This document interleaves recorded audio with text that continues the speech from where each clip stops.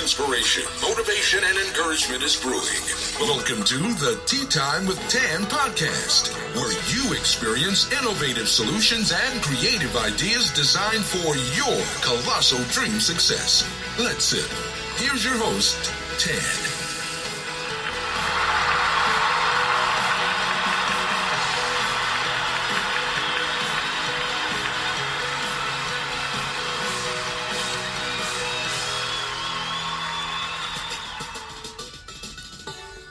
Hi, and welcome to this week's episode of Tea Time with Tan. Thank you so much for listening this week. Whether you're on a break, your chill time, or on a drive, thank you for checking out Tea Time with Tan. I'd like to welcome any first-time listeners that I may have and let you know that you are about to sip the tea that is inspirational, it's motivational, and it's encouraging. Now, we always kick it off with our get it together moment where you are allowed time to get it together. Make sure you have a good working pen, you have your notebook, your tea time journal to take notes, and you can clear your mind and clear your thoughts and get ready for what's about to take place. And while you're doing that, I would like to invite you to go to Spreaker.com. That's Spreaker.com. Search for Tan Tate, Tantate, and become a follower so that you can stay connected and know when new episodes drop, know what's going on, leave your comments, give me feedback. You can also go over to Facebook, look for Tea Time with Tan there. You can go to Twitter, look for Anointed to Speak. Or you can send me an email at teatimewithtan@gmail.com. Whatever you do, let's stay connected. And let me thank some of my loyal supporters. I'd like to thank Mildred. I'd like to thank Chris. I'd like to thank Marcellus. I'd like to thank my brother, Tall Cole. I always salute him because he's one of my biggest fans. My sister Tandra, I thank her for her loyal support and feedback.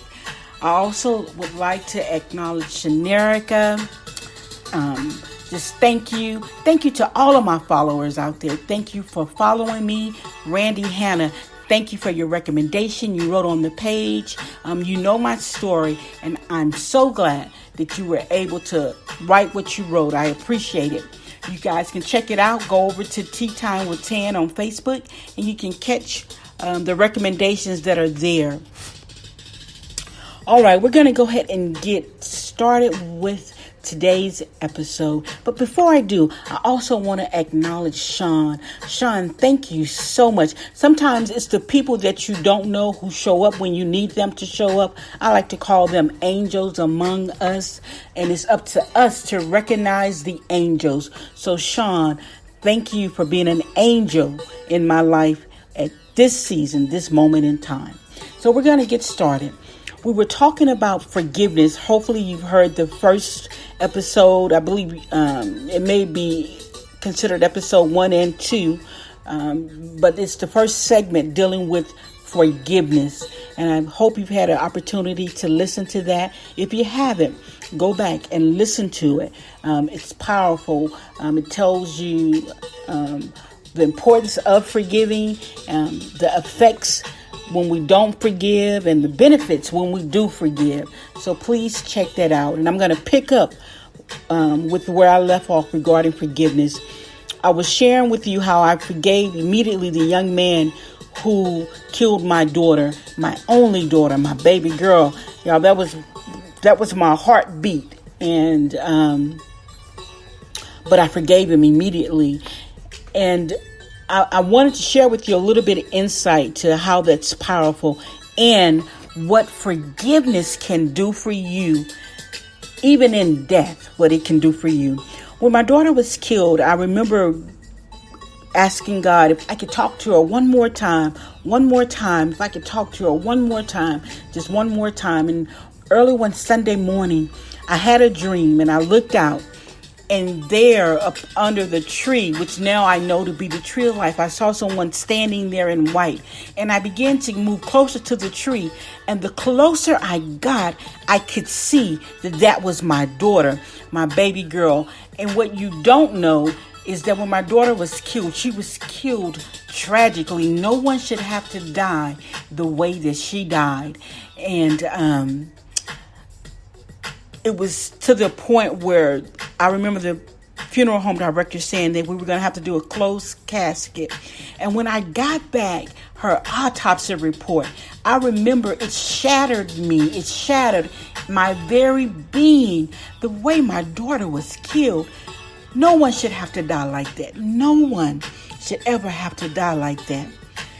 And so I was elated to see her in the dream because I wanted to talk to her.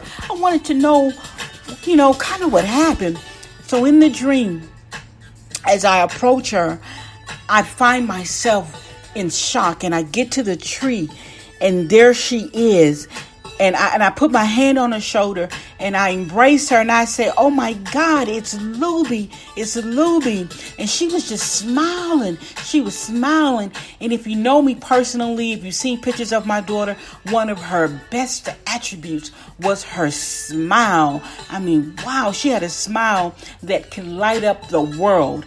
And she was smiling and smiling. And I began to talk to her.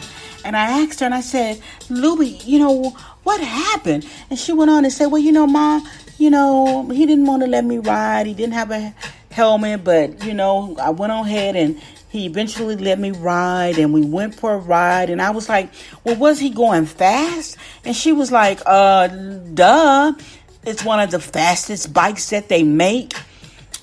And and I said, "Well, were you scared?" And she said, "Yeah, I was scared, Mom, but everything happened really fast, Mother. It happened really fast." And I said, "Okay." And then I asked her, I said, "Have you gone to see him?" And she said to me, "Have you gone to see him?" And then the dreams sort of began to fade away, and she began to say, "Mom, I gotta go. I gotta go. I gotta go." And I didn't want her to go, but she just kept saying, "I gotta go. I gotta go."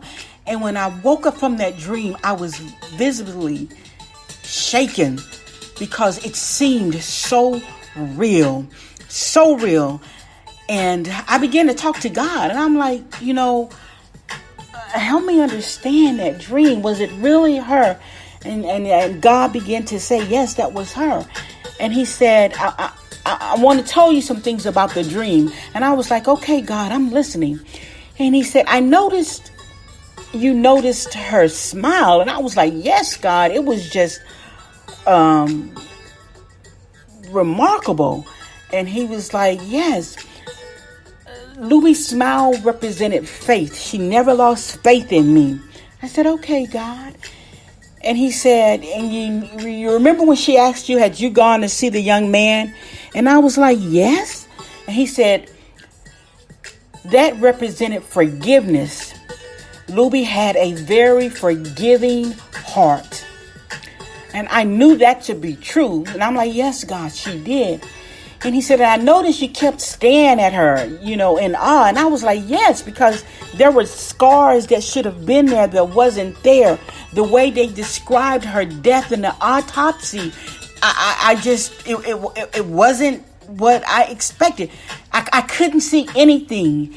Scars that she had from a little girl, they were gone. She was flawless. And God said to me, when you never lose faith in me, when you have a forgiving heart, it allows me to make you whole. And what you observed was the wholeness that I restored Luby to. And I was like, oh my God, oh my God, oh my God. So I'm here today talking to you about forgiveness, because it doesn't matter what your scars are. It doesn't matter what they did. Remember, in the last episode, I spoke to you about forgiveness, how forgiveness was for you. That's why it's forgive. The for represents for you. Forgiveness is what you give to someone else. When you can never lose faith in God and you can have a forgiving heart, He will make you whole.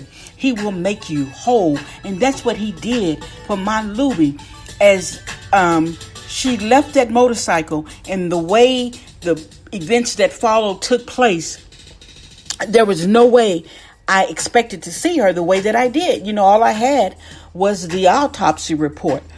And that just kind of reminds me of whose report will you believe? And I'm encouraging you to choose the good news of God. The good news. And when you choose the good news, it allows you the ability to forgive. Now remember, it's important. Go back, listen to episode 1, to forgive or not to forgive, so that you can have a smooth transition into what I'm talking about now. But I want to encourage you that whatever you're going through, whatever you're dealing with, whatever scars you may have, if you can forgive, you can be made whole again.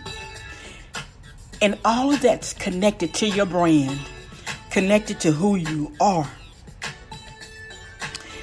And remember, you should be your best brand. You should be your most favorite brand. And forgiveness is connected to you being your best brand. Unforgiveness is connected to you being your best brand. Each will have an impact and have an effect on who you are, your dreams, your destiny, and your purpose. Unforgiveness is like a cancer, and when it's not treated, it will spread. And remember, we talked about this in the last episode. It spreads into everything that you're trying to do. So I'm encouraging you to be a forgiver, to forgive yourself and to forgive others, so that you can be made whole. And here's your inspirational message for today. And that is, a new season is now here. We're at the end of September. What did you deliver? Whatever it was that you delivered, remember to treasure it, to value it, to take care of it. Remember, it's like when we know the value of forgiveness, it encourages us to do more with forgiveness. So as you begin to value and treasure what's coming out of you, your brand, your destiny, your purpose, begin to treasure it and take care of it. And that's by taking care of you. Make sure that you are receiving good food for your soul, for your mind. And remember, we talked about if you need to go talk to someone, go find you someone to talk to. Find a safe place and outlet. And remember, those who are in your inner circle, they should uplift you. They should motivate you. They should inspire you. And they should encourage you. Go get your best. Be your best. Be inspired. Be motivated. Be encouraged. Now go get it. Remember, go over to Spreaker.com and get connected with Tea Time with Tan. It's a different kind of tea. It's the tea that refreshes, it refuels, it recharges. It is inspiration, motivation, and encouragement.